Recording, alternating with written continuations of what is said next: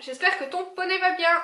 On se retrouve aujourd'hui pour une nouvelle vidéo sur ma chaîne et c'est la première vidéo de décembre. Cette année j'ai décidé de ne pas lancer de vidéos quotidiennes, de vlogmas, etc. parce que tout le monde le fait un petit peu et surtout d'autres le font beaucoup mieux que moi. Et je le leur laisse, il n'y a aucun souci. Par contre moi, comme chaque année, j'ai envie quand même de faire des vidéos sur le thème de Noël, faire des petits bilans sur l'année qui s'est passée, etc., etc. Donc ce mois de décembre sera consacré à ça.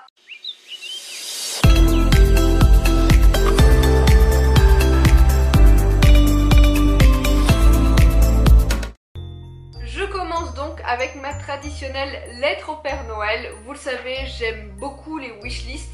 Il y en aura une pour 2019, il y aura une anti-wishlist pour 2018, mais ça, ce sera dans les vidéos à venir. Mais là, je veux faire ma lettre au Papa Noël. Je vous montrerai bien sûr au fur et à mesure de ma liste ce dont je parle juste ici, mais pour ne pas perdre le fil, je me suis équipée d'une tablette. Donc si je regarde juste là, c'est que je regarde mes photos au fur et à mesure. Si tu me suis, tu dois savoir qu'en cette fin d'année, je me suis lancé un défi de taille qui était de ne rien acheter pendant plusieurs mois pour Elion. L'équitation, même pour moi. Et je dois être très franche, c'est assez frustrant même si je tiens le bon bout.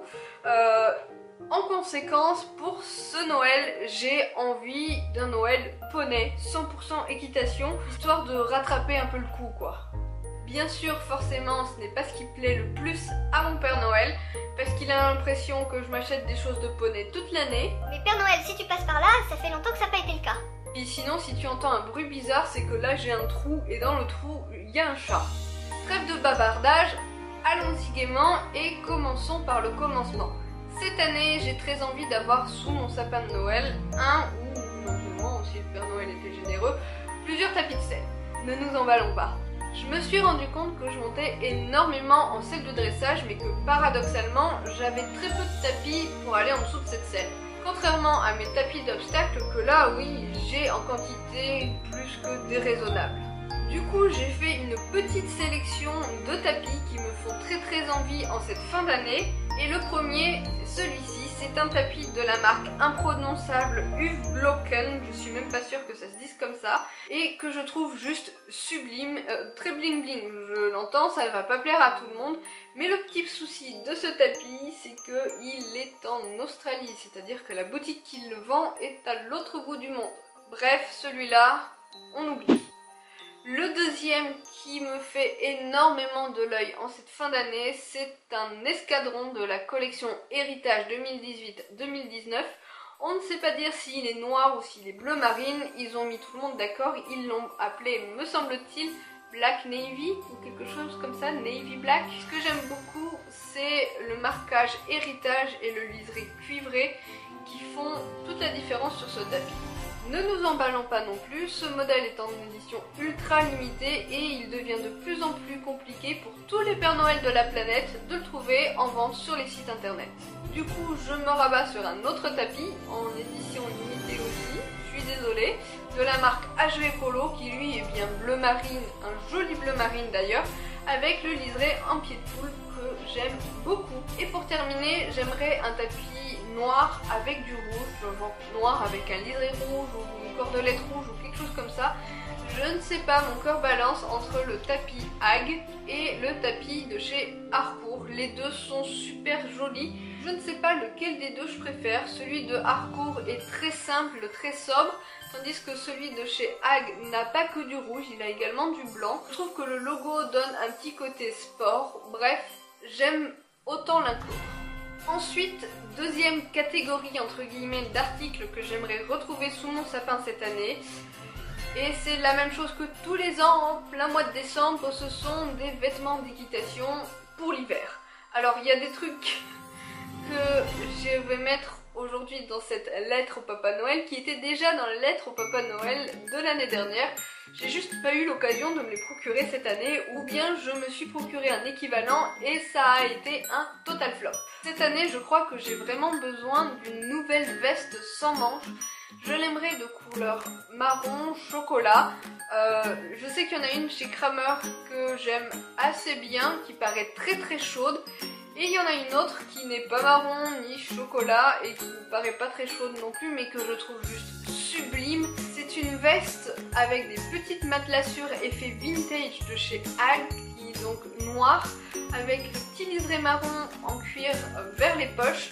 Par contre, tournez le dos et cette veste est juste sublime. Le logo à l'arrière, c'est juste une tuerie, il est magnifique. Je passerai rapidement sur ce pantalon dont je parle tout le temps, c'est le Keep Warm de chez Decathlon que je vais enfin finir par réussir à m'acheter à un moment donné, c'est pas possible autrement.